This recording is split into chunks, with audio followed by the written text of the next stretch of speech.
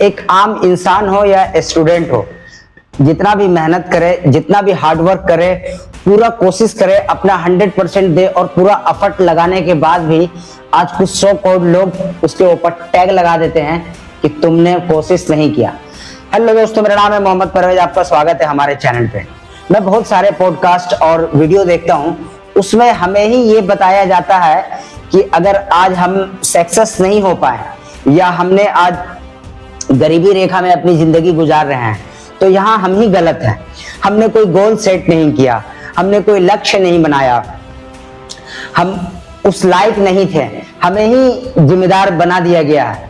ये एक ऐसा रेट राइस है, एक ऐसा सिस्टम तैयार किया गया है, ऐसा लूप बनाया गया है कि अगर आप ऐसा कोई पॉडकास्ट देखते हैं तो मैं आपको गारंटी देता हूं कि उस पॉडकास्ट को खत्म होते होते आपको अपने ऊपर ही डाउट होने लगेगा कि आज अगर मैं सक्सेस नहीं हूं तो इसके पीछे मैं जिम्मेदार हूं, ये मेरी जिम्मेदारी है। मगर मैं ये पूछना चाहता हूं उन 100 करोड़ लोगों से जो ये बैठ करके वहां पे डिफाइन करते हैं कि अगर आज आप गरीब हैं और आप अगर सक्सेस नहीं हैं तो आपका कोई ड्रीम नहीं था, आपने कोई गोल नहीं बनाया, आपने उस गोल को अचीव नहीं किया, तो इस बात को एक पॉडकास्ट में बैठ करके कोई कैसे डिस्कस कर सकता है? एक स्टूडेंट 3 साल, 4 साल, 5 साल अपने एक कोर्स के लिए देता है, पूरा तैयारी करता है, सुख चैन, खाना पीना सोना सब हराम करके उसके पीछे अपनी तैयारी करता है,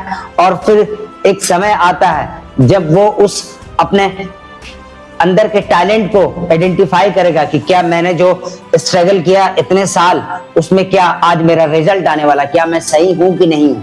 और उस पेपर के देने के बाद उसका पेपर लीक हो जाता है तो वो लोग इस बात पे बात क्यों नहीं करते हैं? मगर जितने भी आप वीडियो उठा करके देख लीजिए, जितने भी आप इन लोगों का पॉडकास्ट देख लीजिए, उसमें आपको मिलेगा सिर्फ ये बातें कि अगर आप सक्सेस नहीं है तो आपने कोई गोल नहीं बनाया। आप मेरा कोर्स लीजिए, मैं आपको सिखाऊंगा कि आप सक्सेस कैसे कर सकते हैं।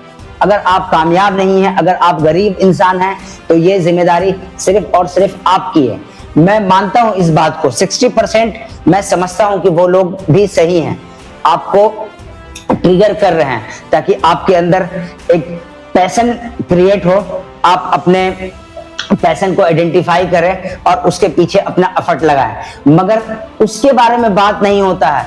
जो लोग अपने पैशन को फॉलो करते हैं उसको बिल्कुल अपना शिद्दत से पूरा 100% देते हैं और फिर भी वो लोग सक्सेस नहीं है, उनके बारे में क्यों नहीं बात होती है? मैं यही सवाल आज उन लोगों से करना चाहता हूं और मैं आपसे भी जानना चाहता हूं कि आप इसके बारे में क्या जानते हैं। मुझे कमेंट सेक्शन में इसका रिप्लाई आप लोग जरूर दें, क्योंकि मेरा ये बात जो है सिर्फ मेरे लिए या किसी पॉडकास्ट वालों के लिए नहीं है, ये सभी देशवासियों के लिए है।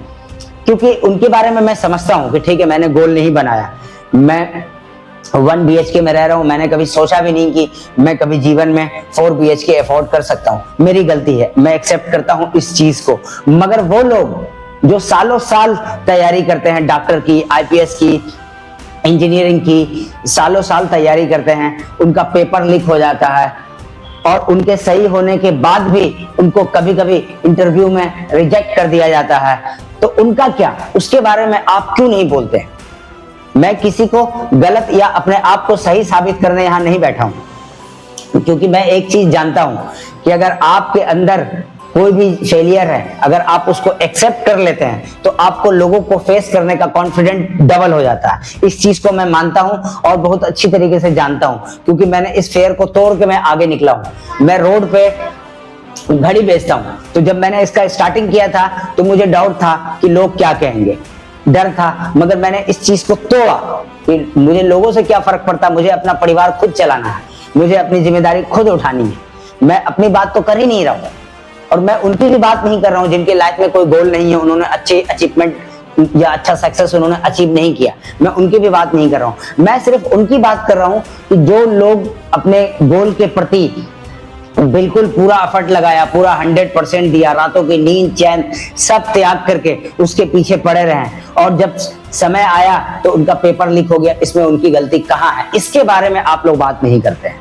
और पेपर लीक, सिर्फ एक पेपर लीक के बारे में बात नहीं कर रहा हूं, कभी कभी तो ऐसा होता है कि लोगों को अपने मेहनत के अकॉर्डिंग जॉब मिल जाता है, और वो जॉब करने भी लगते हैं, मगर कुछ उनके सीनियर जिनका ईगो ट्रिगर होता है कि ये मुझसे बेहतर कैसे है, इस चीज को वो जानते हैं कि ये मेरा जूनियर है मगर मुझसे बेहतर है, उसको इतना टॉर्चर करते हैं कि या तो वो खुद रिजाइन दे दे या मजबूरी में उनकी ताना सुन करके जॉब करे, और उसके अंदर जो उनसे ज्यादा क्वालिटी है उसको वो कभी उभरने नहीं देते हैं। तो आप लोग इस बारे में क्यों नहीं बात करते हैं? ये चीज भी मैंने देखा है और मैंने इस चीज को फेस किया है, इसलिए मैं बोल रहा हूं कि अगर आप किसी ऐसे पद पे बैठे हैं, कोई सीनियर है जो आपसे कम जानकार है, आप जूनियर है, आप उससे ज्यादा जानते हैं, अगर आप कभी एडवाइस भी देते हैं तो आपकी बात को दबा दिया जाता है कि चल तू मुझे बताएगा, तू इस लायक है, हमने दुनिया देखी है। अरे महाराज, आपने दुनिया देखा होगा, आप मेरे से सीनियर हैं, मगर जो टेक्नोलॉजी पे मैं काम कर रहा हूं, जो जानकारी मैं लेकर के आया हूं, उस जानकारी पे एक बार चर्चा तो करें, क्या पता उसमें से कुछ निकल आए। टाटा कंपनी ने जब किसी को जिम्मेदारी दिया कि हमारा प्रेस घाटे में जा रहा है, इस घाटे से इसको कैसे रिकवर करना है, तो जिनको ये जिम्मेदारी दी गई थी उन्होंने एक प्रपोजल रखा कि मुझे नहीं लगता है कि टाटा प्रेस जो घाटे में, इस घाटे से कभी बाहर निकल पाएगा, मगर मेरे पास इसका एक ऑप्शन है कि इंडिया में घड़ी की ब्रांड जो है HMT के अलावा कोई नहीं है, HMT भी चाबी वाली है। हम क्वार्ज लॉन्च करते हैं इंडिया में पहली, और वर्ल्ड क्लास घड़ी बनाएंगे। तो टाटा के जो ऑनर थे उनको भी उनके बात को सोचना पड़ा और उनको एक चांस देना पड़ा।